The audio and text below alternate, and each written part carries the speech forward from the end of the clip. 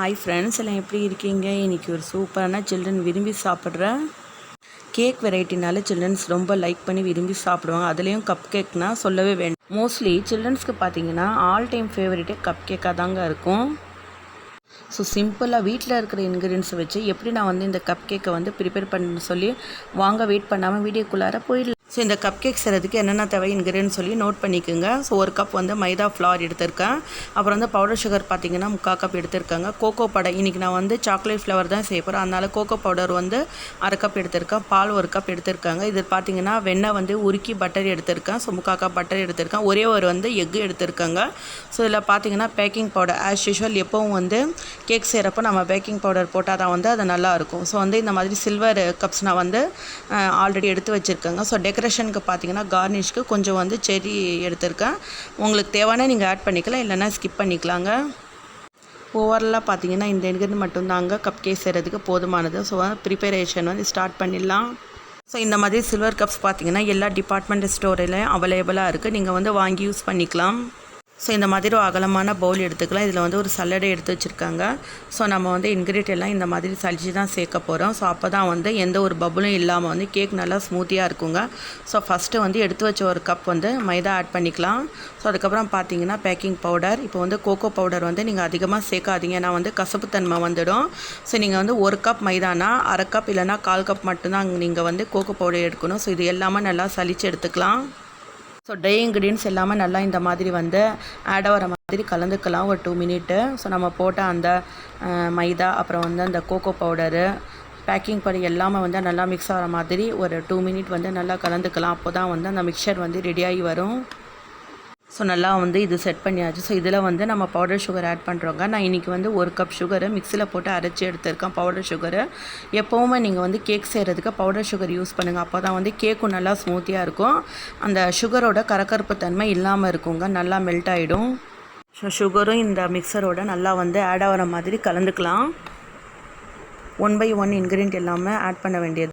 So இந்த மாதிரி try ingredient எல்லாமே ஆட் பண்ணதும் நல்லா ஒரு விஸ்கரால் கலந்துக்குங்க. அப்போ தான் வந்து இந்த மிக்சர் வந்து ஈவனாக இருக்கும். ஸோ இதில் வந்து நான் இன்றைக்கி 3/4 கப்பு உருக்கி வச்ச பட்டர் ஆட் பண்ணுறாங்க. ஸோ பட்டர் கண்டிப்பாக கேக்கு தேவைதாங்க, ஏன்னா நீங்கள் வந்து நெய் கூட ஆட் பண்ணலாம். இதில் நான் இன்றைக்கி வந்து பட்டர் தான் ஆட் பண்ணியிருக்கேன். ஸோ ஸ்மெல்லும் நல்லாயிருக்கும், நல்லா கேக்கும் வந்து ஸ்மூத்தியாக நல்லா வந்து ஃப்ளஃபியாக வருங்க. ஸோ இதுவும் இதோட சேர்த்து நல்லா கலந்துக்கலாம். ஸோ இந்த மிக்சரோட பார்த்திங்கன்னா நான் இன்றைக்கி வந்து ஒரு எக்கு ஆட் பண்ணுறேங்க. ஸோ உங்களுக்கு தேவைன்னா நீங்கள் 2-3 கூட ஆட் பண்ணிக்கலாம், இல்லை வேண்டானா ஸ்கிப் பண்ணிக்கலாங்க. இதுவும் இதோட சேர்த்து நல்லா வந்து பீட் பண்ணிக்கலாம். ஸோ ஆல்ரெடி நம்ம வந்து பட்டரும் எக்கும் ஆட் பண்ணிட்டோம். இதில் கொஞ்சம் பாருங்கள் கன்சிஸ்டன்சி திக்காக இருக்கும். ஸோ இந்த டைமில் நம்ம வந்து எடுத்து வச்ச ஒரு கப் பாலும் இதில் வந்து ஆட் பண்ணிக்கலாங்க. ஸோ இந்த மாதிரி நல்லா வந்து மிக்ஸ் பண்ணிக்கலாங்க. கொஞ்சம் நீங்கள் வந்து மில்க் போட்ட வாட்டி லூஸ் ஆகும். ஸோ இன்னும் கொஞ்சம் தேவை இருந்தால் கூட நீங்கள் வந்து மில்க் ஆட் பண்ணிக்கலாங்க. நான் இன்னும் கொஞ்சம் மில்க் வந்து ஆட் பண்ணுறேங்க, ஏன்னா கொஞ்சம் வந்து இது திக்காக இருக்குது இந்த பேட்டரு. ஸோ ஆல்ரெடி இந்த பேட்டரில் வந்து 1 கப் மில்க் ஆட் பண்ணியிருக்கேன். ஸோ இது வந்து கொஞ்சம் திக்காக இருக்குது இந்த பேட்டர். ஸோ அதனால் நான் வந்து இன்னும் 1/2 கப் பால் ஆட் பண்ணுறேங்க. ஸோ வந்து ரொம்ப திக்காக இருந்தாலும் கேக் பார்த்திங்கன்னா ஃப்ளஃபியாக வராது. ஸோ நீங்கள் பார்த்து அதாவது கன்சிஸ்டன்சி பார்த்து நீங்கள் வந்து மில்க் ஆட் பண்ணிக்கோங்க. ஸோ நல்லா வந்து இது கலந்துக்கலாம். ஸோ இப்போ பார்த்திங்கன்னா நம்ம அந்த கேக்ஸ் மிக்சரு திக்காகவும் இல்லை லூஸாகவும் இல்லை. ஸோ வந்து கேக் பதத்துக்கு அதாவது இந்த கன்சிஸ்டன்சிக்கு வர மாதிரி நீங்கள் வந்து கலந்து எடுத்துக்கோங்க மிக்சரை. ஸோ இந்த மாதிரி வந்து மோல்டர்ஸ் அதாவது சில்வர் கப்ஸை நீங்கள் வந்து பட்டரால் க்ரீஸ் பண்ணி எடுத்துக்கோங்க. ஸோ அப்போ தான் நம்ம கேக் வந்து ஒட்டாமல் வரும்.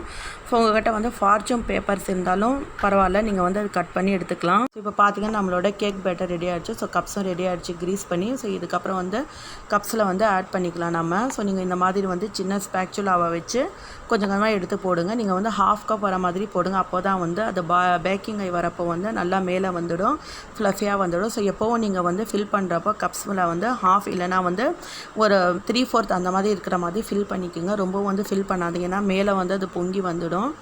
ஸோ இந்த மாதிரி நீங்கள் தேவைக்கேற்ப பார்த்து கப்ஸ் ரெடி பண்ணிக்கோங்க.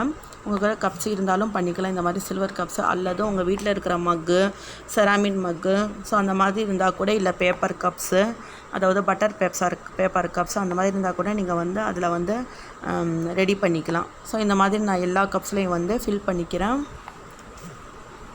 இதுக்கு மேலே நட்ஸ் வந்து தேவைன்னா ஆட் பண்ணிக்கோங்க. ஸோ கப்ஸில் பார்த்தீங்கன்னா எல்லா பேட்டரும் ஃபில் பண்ணியாச்சு. ஸோ இதுக்கு மேலே கொஞ்சம் கார்னிஷ்காக நான் வந்து நட்ஸ் ஆட் பண்ணுறேங்க.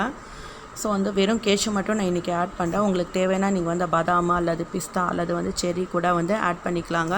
ஸோ இதை நம்ம வந்து கோகோ பவுடர் ஆட் பண்ணுறதுனால பார்த்தீங்கன்னா சாக்லேட் டேஸ்ட்டு தான் வரும். ஸோ ஃபில் பண்ண கப் கேக் பாருங்கள் பேக்கிங்க்கு தயாராக இருக்குது. இப்போ வந்து பேக் பண்ணி எடுத்துடலாம். ஆஸ் யூஷுவல் பார்த்தீங்கன்னா இன்றைக்கி வந்து குக்கரில் தான் இது பேக் பண்ணி எடுக்க போகிறேன். குக்கர் கடையில் நீங்கள் வந்து கல் உப்பு கொஞ்சம் போட்டு அதுக்கு மேலே ஸ்டாண்ட் வச்சு அதுக்கு மேலே இது இறக்கிடுங்க.